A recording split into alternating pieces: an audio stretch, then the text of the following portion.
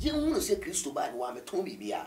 ebra na dwadifo kora wa so da mo di dwaton ne ma no opam wom and no refer to yen asofo a yaji Kristo na di e de na asem na ye aduma no e kire say there is no need say ye beton bibi e wa asore fi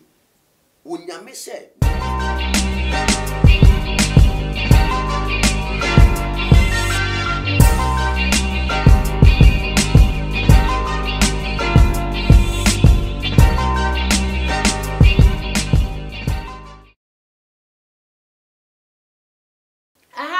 to my GH, remember I call about strong na munya bana na ama owusu eni mesi nkonye inde na ensem na esi ehu be hia se me pepe mu na biem so ma chemu a kire ahwefo ene etifo na ani nia ne se endrada honorable Kenny Japan wasa kan ho biem waka nsem wode eye ehintasem foforo bi e dia betu dwa na ne nsem kikai mu eno kobo opambo eye prophet Ebenezer Adakwa Yadom ebiem so no msabo ne samane FN prophet 1 ne nsem so na ejina eye ni nsu a woton wona asafo mu a yato ne din ebure mu nsu no awotimi se eye prophet 1 na asafo de science ndo mu fe ndi agro se wo tu kwan se den wotimi kra no agibie figan ha e de akoba bibia woko ebi kra timi tina akra ha to bi okuma site se bebia na asafo ma bia wo no sa ensu we eye icon a ubetimi eye identify mo te se wo mo penso ni pa ebure mu nsu esan eye nsencheni ni te se nsem pia wo mo ka se eye de mom na honorable Kenny Japan eka enso no ho se mo se sa ebure mu nsu te se wo agye ahanta woni asa te se wo mo hu do mo ya fa ho no enye nso bia o enye nso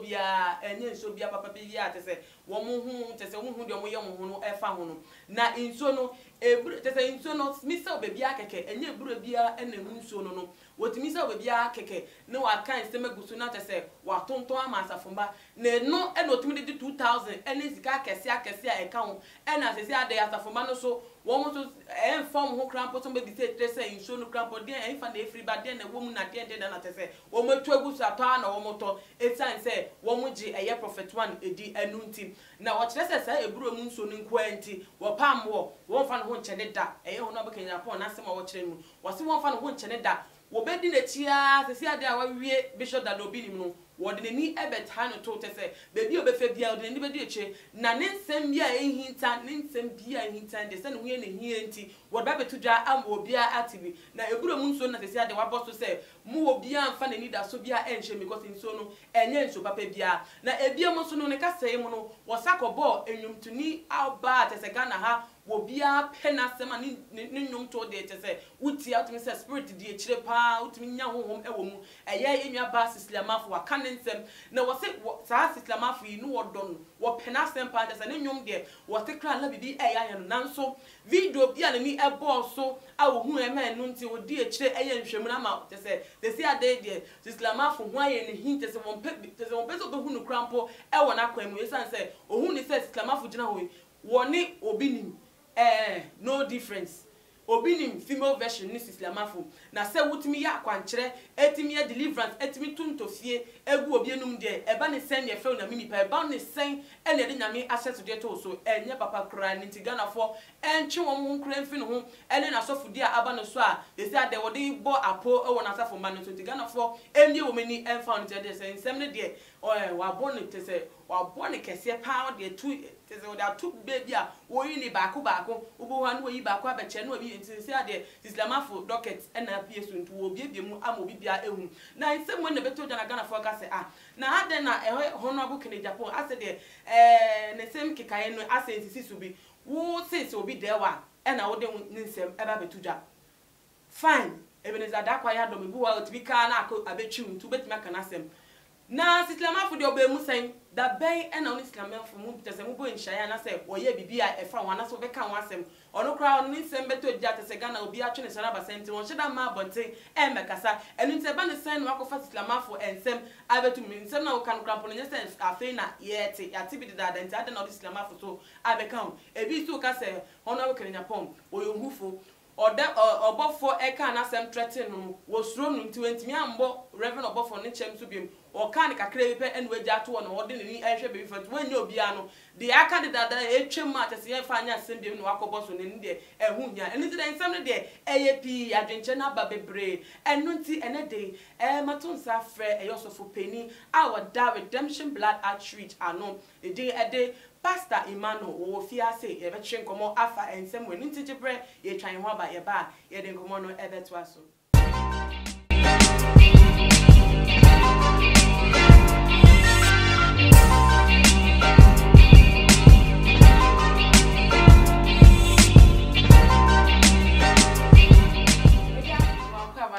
Meji osumeni aba masane we hie bi bibia bokode nyame adum ye de twede ampo ase asafo ba ho nyame adum obi aho ye asafo ma ne so ene me koyi pa baby so me bo bia chem so obo ho okay edewade ase na asafo mame what the honorable diaba honorable de se be kan se eja ezi do gina muso ye ne ye pene ye de ho ko sa na me kan ye ne ye pene ye de ho nti obo ye chem so odibo because nyame juma no ebinum ama afedie upcoming pastors no kra no mu hunu ba bi o mo mfo mutimfa enye o makono mpo bi enye o makono mpo bi ene pass o be hye sabre die se lockdown ni free ho kra na bibia toto din ne ye asore ne bia wuhia obi na aka se obi nyame adwuma wan hwe ase bi obe power so because isi ano odo no afiri enipa mu kakra na yakom asem ni ntia yeah because say uye nyame ba na unni gidi wo nyame mu pa de akoso no gidi be wu be yira ese nyo bi edin ne boy wo mo ya bom din ya bom din wo mo so ebi so ha wo mo ye adwuma na ye nka mo asem e mo mo din fa nya hwe on se no wuti a o kan asem bi se ye ne ya se asore ma ede sika ekoto ofre e ma asofo di enti imagine se obi a menka se obi a na dwene mu ha obi a sebi onni nyame hu nim di bia na fe no pese o magi ewrade eni no se na na dwene be no so obey na dwene bo se ne se me kwa so de kura ani se de papa yi kan sika na me de kwa akoma sofo nti sofo a ne be de eni be di but se woti ase se aso dan ni si wo no enye sofo botom sika no di esiye adwuma na wo ye no ene ofre no a eba no ene odi esisi aso dan enkonwe enkum no enye sofo botom sika asore ma no asika a omode baaye no ena sofo de toy instrument egu a wo ba wudi asama a wo tim fifiri no enye sofo botom sika asore no esika ene ye de to sa ane ma enti se perception bi beto tirim se me kwa asore na se me kwa asore kra me nkoto collection like na o kwa asore na kwa koyede nti saa ne ma ne gu a ye de nyame adwuma we ne gi mic aye kasem ene saa ne ma ne nyina no ehi ne firi so what ma say nti e wo se ye si adwene pise ene ma bi wo ha ye ma ne ntwen emfiri nyame adwuma ho ye ma ne ntwen ensa ye chi because we na aba ne nipa be bre no a edo anu beju so for unu ne se wo kasa odibi because ye opambo ide odi abetu je ebure mu nsuo nye se na ebure nsuo eba tete no wo Jacob kra de wo ye ma te se awon toto so dodo na benu bi ye hwe bibi wo John chapter number 4 verse 4 ose etwa Sefa Samaria na afi udru Samaria kuro bi a wo frɛ no Sika a ben asesawa a Jacob edima ne ba Joseph no ho enso na Jacob ebure bi ewo ho na enam se Yesu abre ewo na kwantu mu enti otena ebura no so na obo ose na abo ebeye ewia dumienu Samaria ni ba no na oba bi a ofri Samaria eba ho ebitu ensu Yesu sene se mame bi menom na asuafo no ekokuro no mu erekoto aduane ena Samaria ni ba no ese no se eye den ena wo a wo ye Yudani ebisa me a me ye Samaria ni ba ho ensu anom okan sa ɔsɛ wɔka saa ɛfiri sɛ na Yuda ɛna Samaria ɛnka na deɛ mede wadwene kɔsi so deɛ nti ama me kenkan ɔsɛ Yesu bua se no sɛ wonim Onyankopɔn akyɛdeɛ ɛne deɛ ɔse wo sɛ ma no nsuo ne bi nom yi a anka ummisa no na wama no nkwa nsuo. So what must say? Deɛ mede wadwene si so ne sɛ abura no Jacob kra yɛ dɛ etu bi ba etu a wotu yɛ no deɛ wɔse yɛ de yɛ adwene kɔ so ne sɛ wantɔn ɔbaa na no obetu no ofiri Samaria kuro no a obetu nsuo ne de akɔ fie ama efiefuo nyinaa akɔnom bi abura ne wɔ hɔ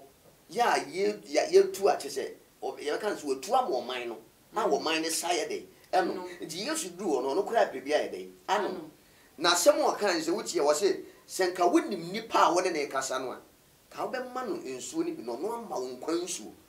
ne bia yɛ dɛ ano nti na kyesɛ saa abura ne nsuo no ɛmfasoɔ bi akora nyɛ dɛ ɛni so na mmom Yesu no ɛne nkwa nsuo a sɛ wogye ne di na nasɛm no wode wo ho to so a wobɛnya daa nkwa a ɛni awie na sɛ de si etimi ti obi sɛ o enso bi apie wa ubo hu be kon na nkofo di ho adanse na esam yare o na mintimi ho ma wo na miti pai me no me na agya nti ehun ne se senchene a eba wo enso na epiepie no na se buru enso na eye wo pambo ton na nunti na ama price abeda because we on the for one had near kwa abuse ni amfa we bi ekram ama no yeah they all can be true na ye hwe baby ti se wanchi say ya ebi pie wo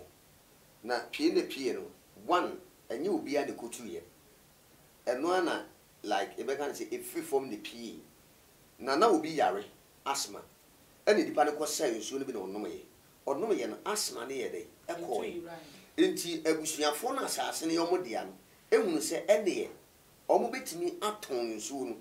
ede agye bibi ekora de aboa fi eno ye one nsuo no na pie two asase ne obi dia enti omo ton a omo de omo di yede omo di ton ba se sofo ebetu ebura na ebura no ode esi wo se eno na me ton ede aye nyame adwuma no in fact ne ka etin ehu because enim kwa se sofo ton bibia ede ma sore ba eja say intention no ebi edi ho dance say omoto ebura emso no ayewe ya ma no we betimi be ka say oh na me ba yare mpo ontumi nya ne ho hwe wonu ebura emso no nti ne ho ato no enu ti adance de won nti na ha okoye ne fofofo anto ana we ba ode ne bucket just ase we fi kron fa ho no de atum no asa na we so de ya ba na obesa enu ti na tese be say ndi hu ni enu ti de price atum me da say enim kwa se ba ne sa okay because bibia ni wa Yesu bai oton ma ye se Yesu no de di nachi ena nasem eye manoa no usho ba ko no so me kan bi se manoa se Kristo asem no a ye de ye adwuma se no ne ye de ye adwuma de a ye hunu se Kristo ba ne wa meton bibia ebra na dwadifo kora wa so de mo di dwaton ne ma no opamo wom no refer to yen asofo a ya di Kristo ne di e de na asem na ye adwuma no e kire ye se there is no need say ye beton bibi e wa so de fi wonyame se ne wa fa mi madwuma no wa fa adwuma pa na wa fa adwuma pa no one adwuma na wo ye no obedi di ho didi na wo didi ho ne se asore ma no ebe hu no se onyame sofo no one obesha atade two waware like obehwele ma three obehan dan onsi fi obehan dan obeto atade ase obesi na atade edi se asore ma no hwe se nyame sofo na tu hu esi wo eboa yen bompa yen ma yen ka nyame asem kire yen ye hu ni sa e wo se yen ye firi ye mu ye de eye bibi ma sofo enye se sofo ebekwa ko se metu ebura na ma faso e de ebu enkrofo na ebura na yimi se nyame na hye ana so no ade tu na ebura ne kura no e de na wo de hyase so what must say e wo se ye hu ni se ahun bibli etimi operate ebra Paul eko Roman for no Bible say oba bia no no so ekita ahonhom a ono so sian kom ti se nyame so fo pepepe e be hia Paul okay ejibra wo be hia Paul no Bible say na na busuafo edi wo ba na chi ya wo mde wo ba na ye dey episka eji se bia wo no be hia no oba na hye wo nkomo a na wamma abusuafo ni bia na wamma wo ba na bibi aba prophecy na oba na ye dey e kai enti na busuafo de giska Paul hu se enti ebra mu do no Paul o sha ahye se wo ka Paul ho asem o se gwe ni nyame nkrofo we ni nyame edifo no omo na eba ba gi nyame nkrofo wo ha se enti mumie kwa mo but na Paul nyame honhom e wo ne so a na eye adwuma enti ohunu so oba no omfiri nyame enti o cast demon out e ma no nam so ma Paul ko da afiase so what must say enti ade bia nyame nsa wo mu ye nton according to Acts chapter 19 verse 12 Paul did the handkerchief edigu ayarefo so ene ko nde ko beji ska pa e ma ayarefo no ho ye dey eto wo gwanyi ska gwanyi bibia mfiri obi ansem but akoye se ne no wonyame adwuma na dani business adane market center ene ye to abura mu nso ye to nkuto ye to ayi abefunku ye to apple ye to wanwan sa ne ma we nyina ye to nti ade en ebe de na enipa bi a wo munye gospel no eni no e me ka ho asembone eja se si ai so for ya okay you say one man church is one kind maybe you need the but your ba orthodox churches in ma ebi ton chains ebi ton bands eno de se wo hye na wo de ahye wasafo enuonyam so wonam ha masafo club band da ma say masafo mu band na I say kuo eno nti ehye wa t-shirt cry etimi to bi e waso dem na no san ne bon ne say osofo e de mama ye kwa na omo dom sika shemu no mentime nya hwefem nya fa so bi efem na tese wo me na tietie atwetwa na see ye ton ne o agine sika back in the senke no anu no say ye this perception because near this kind of say ye this perception is here t-shirt ye she wear ye too much echi e bia wa ma me bia de wo say what ya say e promote adwuma na ye wo na company what ma say nti obi hu a no ohia me a too much echi mo wo e bia ye wo ha o bo bibi hu de wura betimi da e de aba one maton company no two se obi epese bia ome ye bibia oba be si me so what ma say na me ma direct no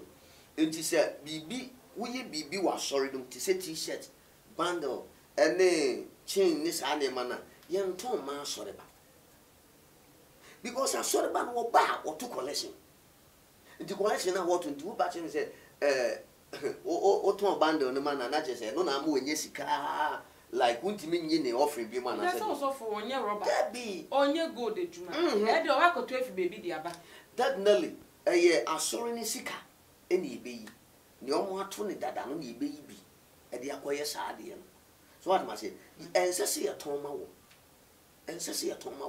e sa akra na wodi yawo say ade na mabo afode ya to collection na yi sticker ya say meji bi ko bo me dem ya ton ama me current day ade na say ya ton ama me so what ma say say ye de sa nyama ni nyina no etwe nyame ma ben ye wo e me nyame sai dey e ye dwumom so I remember say last year me ko ye crusade na me preach obra ya ugina camera echi won do ni me pa na me preach and the radical church me say me nko village na me nko no me kwa me fantade nko bisam sentade no me konya no yi sa je se me discard ne koto ana nyame adwuma nso aye kan evangelist wo ugina kwan wo de atem de die obaji enken kan kwan say wo de offering bo bi eso me nso me mfa bi nso nti e be den menye discard ya sa akofa santade no ntade no nya sa wo ko enu wo de ebi aboto baako because kuro bi a wo be kombia no e wo so make sure so be chentade ni nti maji se misi we a menya adwuma me preach a minister me mo afode wo ti bisa siska ben na me be yesa adwuma so what ma say but onyame kan ya me dem adwene course no onyame direct me ma me call market to market e ko preach la pass entade ne ye de borome me call kantamanto ye de borome akaka escabram de be fa card ya ba no eno kran so ko ya asem but within a moment the radio provide this money me ko village wo kan nyame asem chentade no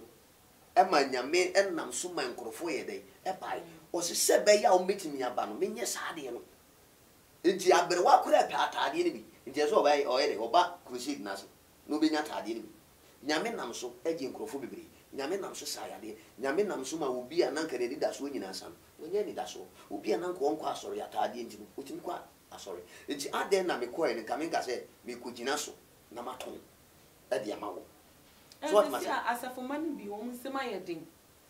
se wo to say wo yosofo na wo hwese na asempa ka adwuma na yesisi ade sika nkan wa wontimi nye obekọ ka asempa ka na age unya ka ana se wo nante krampo do obeto nsuo ni ana yeden sika na odebe na asafo mbeso wo nsema yedin ubo offering kro obi ansole na enu nti Nyankopon so asema ka chese ze ubo mpaye egu bibi so a na huhuma yeden eba so na wo betimi yusu sa akwan da this case asafo ba no so for ne bone ni le tiwo on se nyame adwuma no nyame adwuma no wo yi ni ya wo nyame na nkasa bi hira enye kwan ya befa so chinchim asore ba ne nsa no a wo de benye sika no e de akoto de ama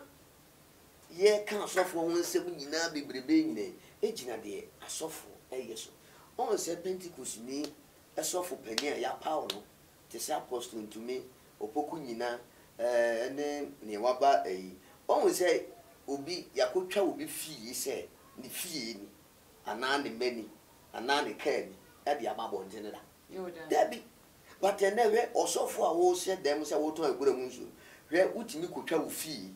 etimi twa wo ka wato eni fie a wato nyina ene wo makora wa wo mu nyina do mo babo public e be kire enti ebe de no bi ti bia wo hu se misika me betu ya ma wo e na ma wo dia edi na so bi a eyi nyame na ehira from outside krankofo bi na omo aboa ama wo yi de etimi ade abam ebi enya sore mpo no esika. I remember last year February 2020 me software me won na ase authoritative general Elijah Usu Echa you see you don't know about me nesa o hye nkom efa asofo em se 2020 asofo nyina yi because the eba be sinu asofo bebre do anu bedo na asofo bebre beja nyame eduma na nsem e be sie no enyina afa asofo nti wo ye sofo na wan hwe wo hu yi a nsem e betoto no enye nsem ketwa enye nsem ne dawo so what must say now so papa yetimi ayi nyame eduma over 35 years getting to 25 years getting to 30 won see dan ka we using na man for the chair because what to ni hu esiwo enye nyame eduma enti eduma otu hu si wa enye ade a obeton enye nsu a obeton enye kosua boko a obefo gire bibi na wode ababo ntene abeton ene be mo enye scan unya kora na we wiye enko wiye apreku papa no wo ye eduma pa so wo sha ase no ano to aso a nka na wiye enko duse nti enne wo sa sofo nyina ehunu se apreku be ye bi ma daughter nyina wo ko Nigeria a wo ko ye program wo so da hotel wo te se unyame ne kasa na instead of so be kan apreku man son wo se de wo te yan se brade se what ma se wo be ye bi obetonton sa nyama ni nyina ye nkonya ukokofo dua be kan no asoma akire wo but ye hwe ba bi ebi ye ko ye de ekodui so ntu ye sofo a enye bibi a obeton a e disika be brew ene be kire se wo ye nyame eduma na wadi ye sofo correct mi ka se so wo ye sofo na wo ntade hye mu nya na kire se nye sofo na wudi na nyame wo nye hiye ni debi eja you dey answer to yes ye kan o pa go Samson Yera eye nwa ba gospel musician sisi amafo okay se Nyankopon frɛ wo so na nunti akwankyerɛ Nyankopon timi kasegu asum se medoba tuntofie go obi enum no ntimi nya yaresa possible sa because the Bible me bi entofie be mu ye se enifreni na Yesu don pese osa ne yare no po no de kan ni na se obi enum enu so Nyankopon timi kasasa Debbie menti bimpani nsemuda sade na woke Kristo no kra de no a wo ye no wode ntesu no efra no te no spiritually no wo ye eni ne foforo ye ni pedua na foforo because according to Genesis chapter 1 Bible chapter 1 verse 1 to 13 o ma ye hunu se ode no te ene bo nipa nti 1 ade ntesu na wo te ye no nipa ye mu ne nsuo wum 2 yes na ye no te nti wode foreign na te spiritually no o ye eni ne foforo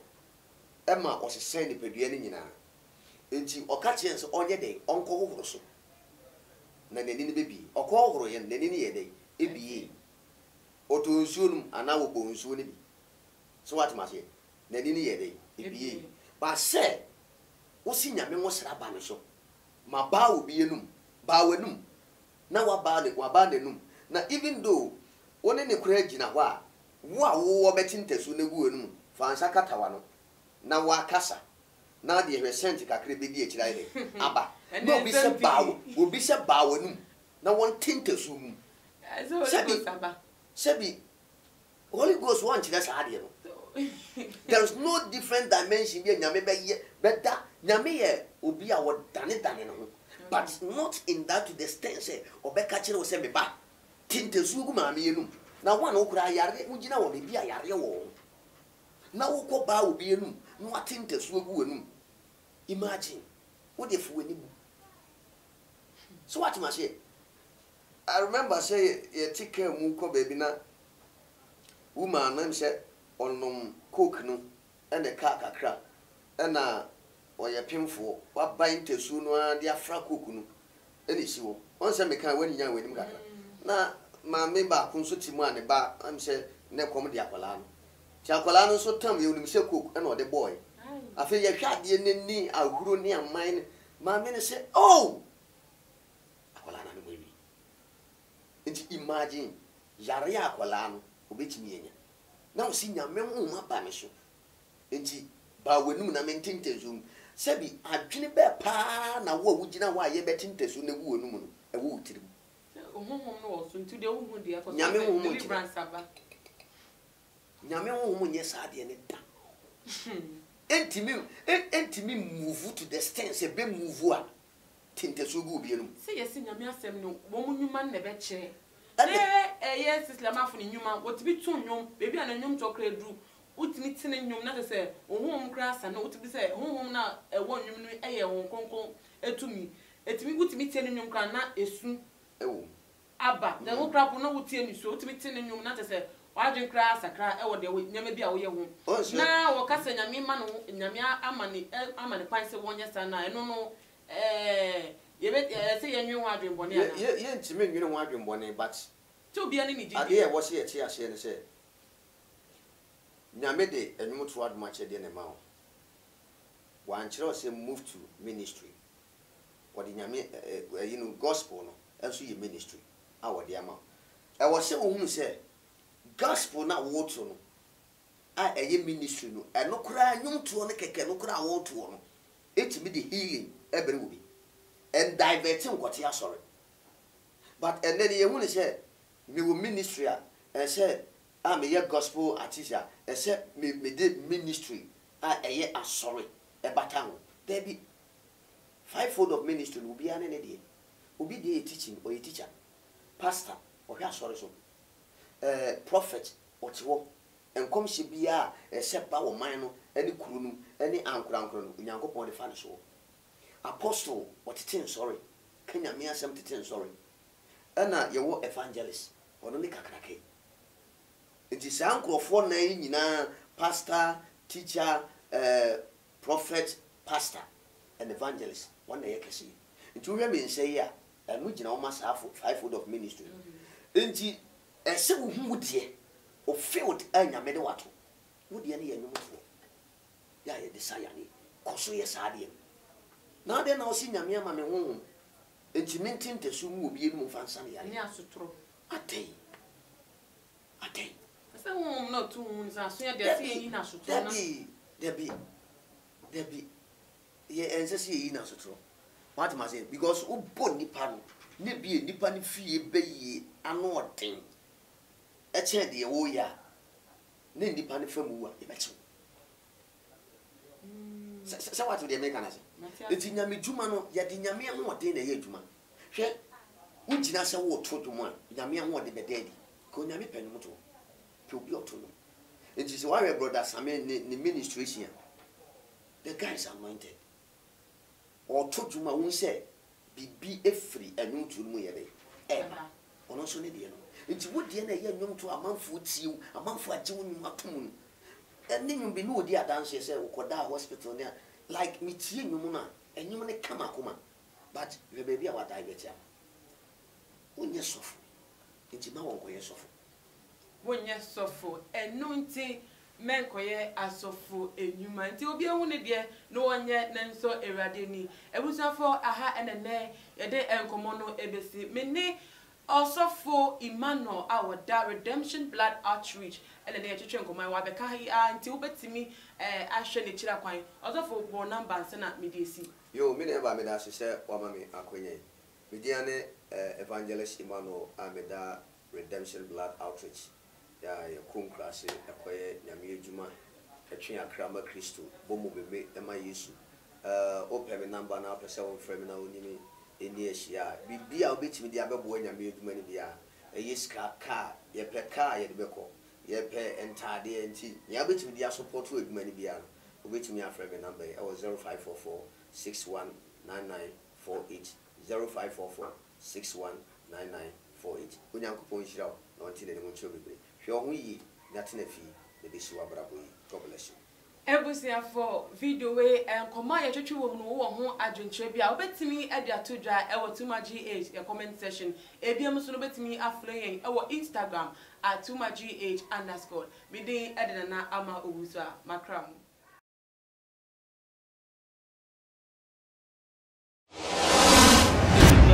The major prophet kum chacha on say me catch was say bomoden na hwe too much GH on say me kan ye nyene bone pa na kase epe wo wi ase ya asonde nti na Adam wo hu nyame ye no nyam no wo hu ne ma bi a wo hwehwehwehwe e wo other place ne ade kat won na bomoden na be hwe too much GH be hwe na subscribe bomoden o be hwe pe na waye subscribe o subscribe subscribe na subscribe na o subscribe a na wo benya ne ma pe a wo pe ne ma papa a wo pe ahwe nyame hira na ura